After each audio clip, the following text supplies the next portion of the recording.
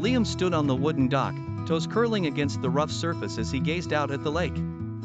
The early morning fog hovered just above the still water, giving it an ethereal, almost otherworldly allure. He took a deep breath, the cold air filling his lungs and making his breath visible in the crisp, dawn light. Dressed in nothing but a pair of swim trunks, Liam knew this was more than just a physical test. It was a challenge to his mental fortitude, a ritual of resilience.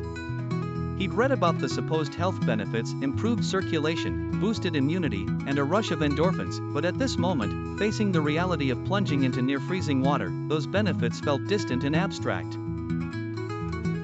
He took another deep breath, tightening his muscles in anticipation. His friend Max, a seasoned winter swimmer, stood a few feet away, already submerged up to his neck. "It's all in your head," Max called out, his voice slightly muffled by the water.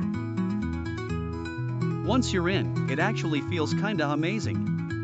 Liam wasn't so sure. He dipped a tentative toe into the water, immediately pulling it back with a sharp intake of breath. The cold was like 1,000 needles pricking his skin all at once.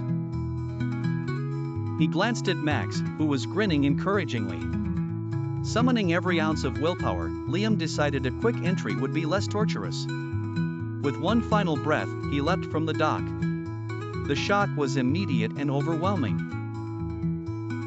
He felt his body seize up, muscles contracting involuntarily as the icy water enveloped him. His heart pounded in his chest, each beat a hammer against his ribs. For a moment, he thought he might not be able to breathe. The cold seemed to squeeze the air from his lungs. But then, as quickly as it had gripped him, the panic began to subside. He forced himself to take slow, measured breaths.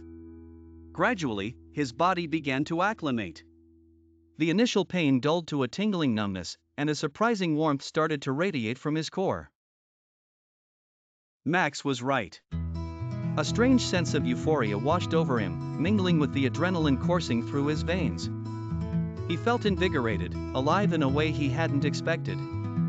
He began to swim, each stroke becoming less laborious as his body adjusted to the cold. The fog around the lake seemed to lift, revealing the serene beauty of his surroundings. Liam knew he wouldn't stay in for long. Hypothermia was a real risk. But as he treaded water, he felt a profound sense of accomplishment. This was more than just a morning swim. It was a test of his limits, a way to prove to himself that he could face discomfort and emerge stronger.